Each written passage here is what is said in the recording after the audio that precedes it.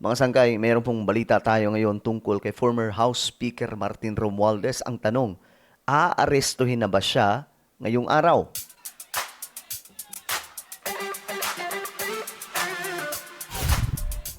So mukhang napoproseso na ngayon ang lahat, mga sangkay, matapos po ang pangboboljak ng ating presidente kay Romualdez nung SONA. No? Talagang nagulat din po ako dun eh. Kasi sa SONA po talaga, pwede namang sa media na lang. 'Di ba? Pero doon pa po talaga mismo sa SONA, ginawa sa opening ng kanyang speech. Grabe. Well, mayroon po tayong update tungkol dyan, mga sangkay. Mayroon na pong aksyon ngayon ang ombudsman. Ang tanong, ano na ba?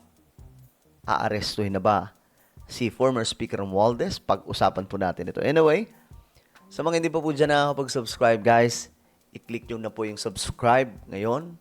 At sa mga nanonood po sa Facebook, i-follow nyo po yung ating Facebook page. Para syempre, updated kayo sa mga topics natin. Alright? So, ito nga mga sangkay, ang ating ombudsman ngayon ay mayroong utos sa kampo ni Romualdez para mag-explain daw po ng kanilang side patungkol po sa flood control corruption complaints. Nako, mga sangkay, ayan po.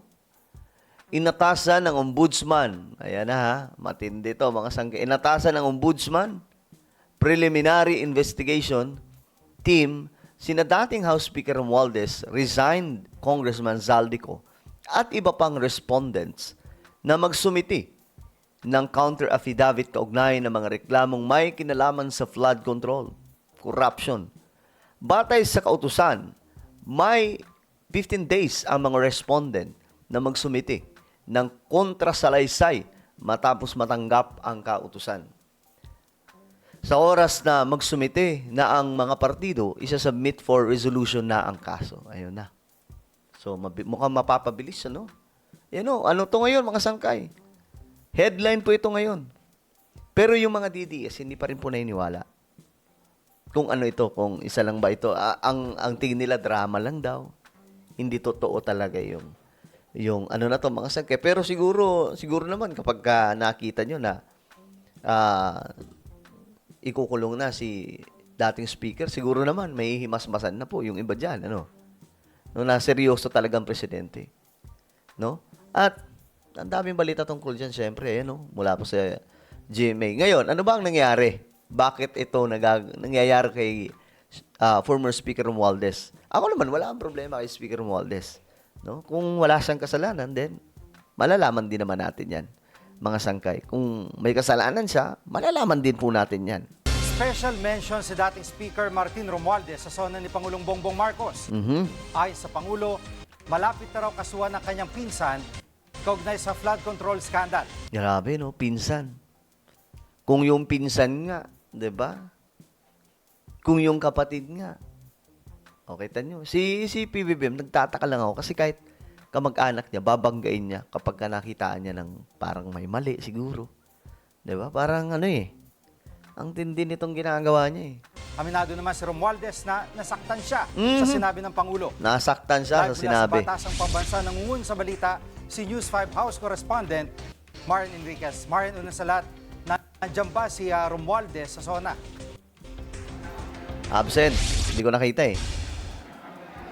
Jiggy, una nga sa lahat, hindi nagpakita dito nga sa Kamara itong si dating House Speaker at later Representative Martin Romualdez. Wala nga siya rito doon sa ikalimang State of the Nation address ni Pangulong Bongbong Marcos. At gayon na rin doon sa pag-uumpisa or pagbubukas ng second regular session kanina ng umaga ng Kamara. At sa kabila nga nito ay naglabas itong si Speaker, dating Speaker Romualdez ng pahayag. Aminado nga si Romualdez na masakit daw itong mga sinabi ng Pangulo para sa kanya at kanyang pamilya. Gayon pa man, iginagalang niya yung mga naging pahayag ni Pangulong Bongbong Marcos. Giit niya, hindi naman daw siya kailanman humingi ng pabor o espesyal na pagtrato. At sa SONA kanina, Jiggy, sinabi nga ni Pangulong Bongbong Marcos na malapit na raw sampahan ng patong-patong na kaso ng ombudsman itong kanyang pinsan na si dating Speaker Martin Romualdez. Grabe, patong-patong talaga. Siguro, malakas siguro ang ebidensya.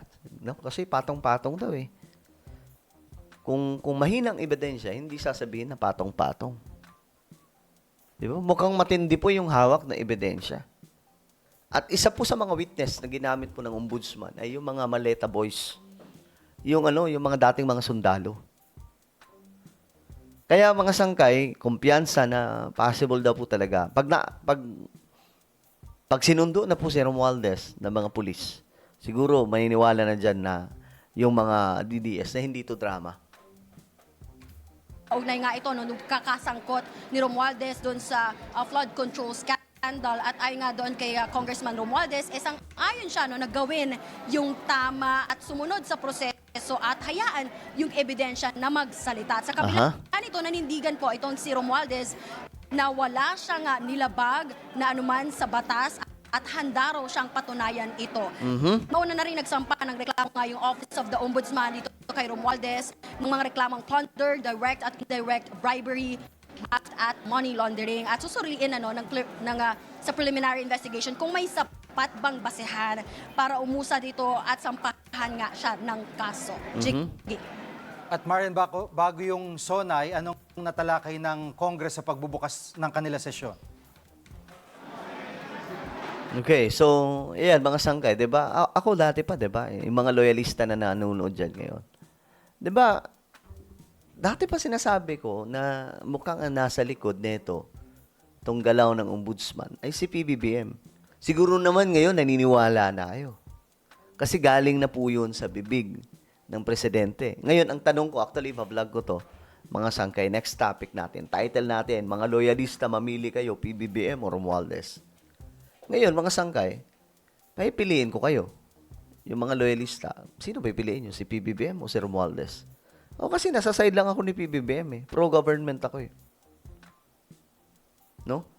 Bagamat ako, hindi ako loyalista ni PBBM. Loyalista ako ni Apulacay, ni Ferdinand E. Marcos. But since siya po ang presidente, dun po ako sa side niya. Dun ako sa side ni PBBM, hindi sa kahit na sino. Mga sangkay. No? Kayo, yung mga loyalista dyan, kanino kayo papanig ngayon? Ngayong nilantad na po ito ng presidente. Kay former House Speaker Romualdez o kay PBBM? Dalawa lang pagpipilian nyo. Kasi hindi kayo pwedeng parang kakampi ako ni PBBM at kakampi rin ako ni Romualdez. Nilabas na nga ni PBBM. Sona pa yun sona pa. Hindi man lang, pwede naman sana sa interview lang.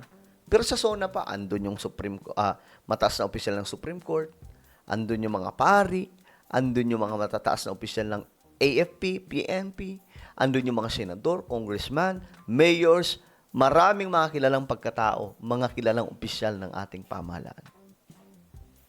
Diba? So ngayon, mamili kayo. Well, tignan natin mga sangkay, mukhang anytime, baka maaresto po itong si Romualdez. Okay? Ano po ang inyong opinion? Comment down below. Meron tayong YouTube channel. Ito po yung Sangkay Revelation. Hanapin niyo po ito sa YouTube. Then click the subscribe, click the bell, and click all. Ako na po yung magpapaalam. Mag-iingat pong lahat. God bless everyone.